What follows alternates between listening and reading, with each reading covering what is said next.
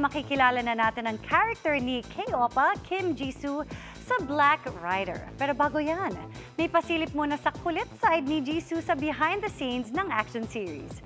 Panoorin sa chika ni Nelson Canlas.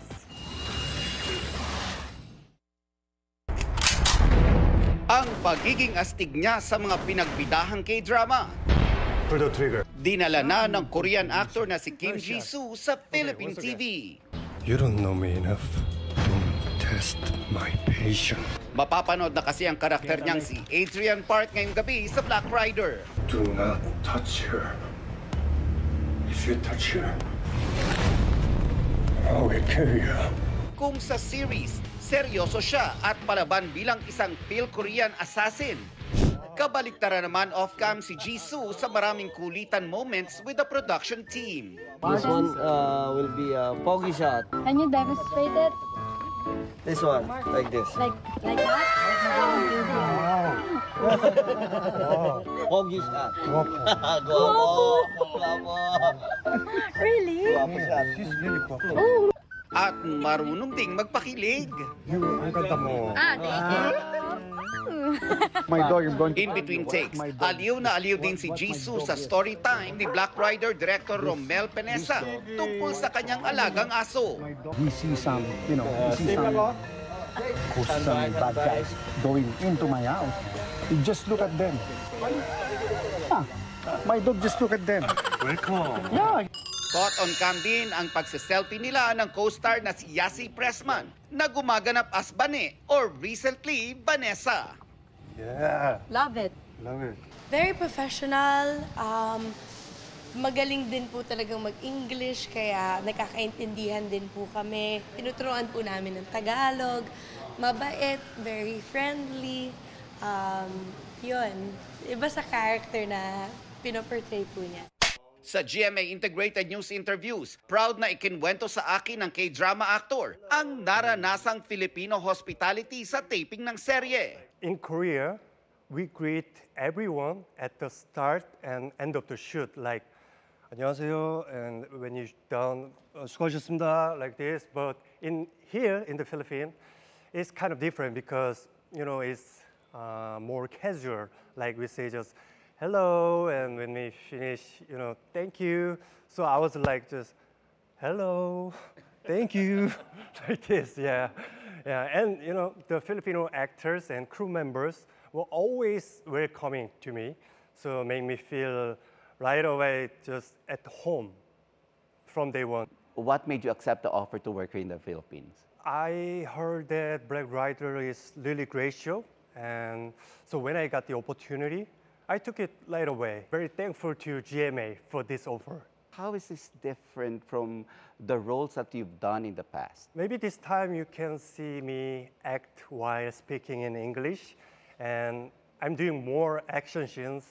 Dagdag ito sa mga dating ng roles, including his favorite, ang 14th Prince na si Wang Ju sa K-dramang Scarlet Heart Rio at ang role na Yoon Tae-oh sa My First My Love. We have watched you as a prince, as a police, as a student. Any role specifically that you want to try and explore in the future? More like challenging roles. Someone like my role in Black Rider as Adrian Park. And actually, I aspire to have a role similar to John Wick. Wow. Yeah. Nelson Canlas, updated sa Showbiz Happenings. The war is definitely on para sa mga character ni Bea Alonzo at Carla Abellana sa Widow's War. Lalo't magkukrus muli ang landas nila sa episode ngayong gabi. Isa-isa na ring makikilala ang iba pang posibleng killer ni Paco Palacios. Makichika kay Aubrey Carampel. Rape niyo siya. Rape kayo. Dinatanda ko kayo. Plot twists. Nanay ko. Ikaw na lang. Over plot twists. Ay! Sino tayo bahay? Over plot twists. Ganyan ang gabi-gabing feel sa pinakabagong murder mystery drama series sa GMA Prime na Widow's War. Kung inakala na kasi nating FO o friendship over na ang karakter ni Bea Alonzo at Carla Abellana bilang sina Sam at George, ngayong gabi, muling magkukrus ang landas ng mag-ex-BFF. George? Lahat ng yan, mangyayari sa pagpunta ng karakter ni Bea sa nakakalula sa ganda at laking Palacios Estate. Welcome to our home. Kung saan isa-isa na rin niyang mamimit ang pamilya ng boyfriend niyang si Paco Palacios, played by Rafael Rosel. Gaya ni Aurora, na ginagampanan naman ni Jean Garcia. Why are you here? Why are you with my son? Last time I worked with her, teenager pa ako. So ngayon na nakatrabaho siya, and I've always been a fan of Miss Jean. Napanood natin siya sa mga tumatak na characters in the past. So now that I'm finally working with her again, na-miss ko talaga. Nakuna na rin namin yung mga merong nagkakaroon ng mga sampalan, awayan na through words, tapos may sampalan, tapos merong nasasaktan, parang ganyan. Nagkakasakitan. Dahil kilalang malupit sa mga eksenang sampalan. Si Bea, nag-usap kaming dalawa. Sabi ko, Bea, ito gawin natin, para yung merong konting sakitan pero at least hindi malala, alam mo yon. At saka controlled, nagkakaintindihan kaming dalawa kasi yun talaga yung importante. Respeto kasi yun. May pasilip na rin sa iba pang miyembro ng pamilya, gaya ni Rebecca, played by Rita Daniela. Iligtas mo yung sarili mo dito kung mamamatay ka. Mamamatay ka dito sa bahay na to! At Galvan, na ginagampanan ni Tonton Gutierrez. Nakita ko na ang ganitong bracelet before. Lahat sila posibleng maging suspect sa mangyayaring mga misteryosong pagpatay sa serye na maging ang cast, hindi rin daw alam kung sino ang tunay na killer. Which I think is good also kasi it keeps us all on our toes. Yung parang nagbibigay kami ng mga reaction na iisipin mo siya ba yung pumatay or hindi. Lahat merong parang darkness in them. May tinatago. Aubrey Carampel, updated showbiz happenings. Pinusuan ng fans ang bonding at jamming ng ilang kapuso stars recently. Kabilang sa kanila sina Jillian Ward at Ken Chan na nang-abot kamay ng pangarap na nagpakilig sa isang duet. Makichika kay Nelson Canlas.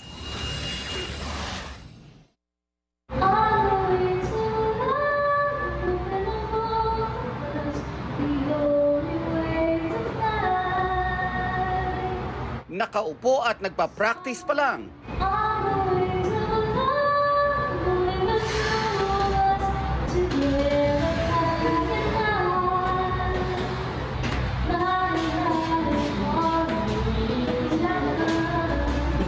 Pero nagpawaw na si star of the new gen Jillian Ward sa kanyang abot kamay na high note sa song na On the Wings of Love. Ang version na yan ni Jill, pinusuan ng fans sa TikTok. Sa recent TikTok post, kitang-kita rin ang kulitan ni Jill at co-stars sa hit afternoon prime series na Abot Kamay na Pangarap. May aliw na palaro din sila sa fans na guest the singer. Ang bonding na ito, di nagtatapos sa set, kundi in real life din. Nakabonding ko sila recently kasamang iba pang kapuso stars. At ano pa nga bang masarap na kapares ng masarap na pagkain? Jamming! Si Jillian may pasample pa sa Whitney Houston hit song na Saving All My Love For You.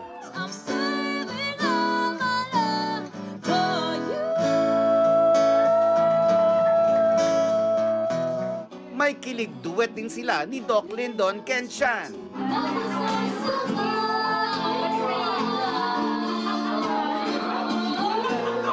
Ang masayang samahan ng cast, reflection lang daw ng tagumpay ng series na minahal ng mga kapuso. Yung mga tao po kasi na-attach na rin po sila sa kwento, na-attach sa mga characters. So nakakatuwa kasi parang sabay-sabay na po kaming tumatanda. 2 years na po yung show. So sana humaba pa po hanggang maging lola po ako dyan. G na G din sa bonding, ang masayang tropa ng Running Man Philippines sa pangunguna ni Boss G, Glyza De Castro, na nagpasample ng kanta. Kasama rin sina Buboy Villar, Kokoy De Santos at Angel Guardian. Bukod sa ilang personal updates, pikon is real daw for Glyza and Buboy while in the competition. Napikon ako talaga sa kanya kasi itong pagmumukha na to, di ba? At saka ang galing talaga nitong si Buboy. Napipikon ako sa galing niya. Sa totoo lang. Hindi, sa totoo lang. Yung parang, ay, ikaw na naman magaling. Ako naman, pahingin naman ang galing mo dyan. Nakabonding din nila over good food and loads of laughter. Sina Ruru Madrid, Bianca Umali, Yasser Marta, John Vic de Guzman at Matt Lozano. Nelson Canlas updated sa Showbiz Happenings. Tulad ng ipinagmamalaking kape ng Maramag Bukidnon, ang init ng pagtanggap ng mga taga-roon kina Kylene Alcantara at Michael Sager. Nakisaya sila sa pista at sumubok din sa kape ng bayan. Yan ang report ni James Paulo Yap ng GMA Regional TV. Hindi napigilan ng malakas na ulan ang excitement sa pagdiriwang ng ika-68 na araw ng Maramag sa Bukidnon. Nagningning pang lalo ang selebrasyon sa pakikisaya ng cast ng upcoming GMA adaptation sa K-dramang Shining Inheritance na sina Kylene Alcantara at Michael Sager. Game na game si Michael na nakipag-selfie sa mga fans. Umapaw naman sa grooves ang dance moves ni Kylene.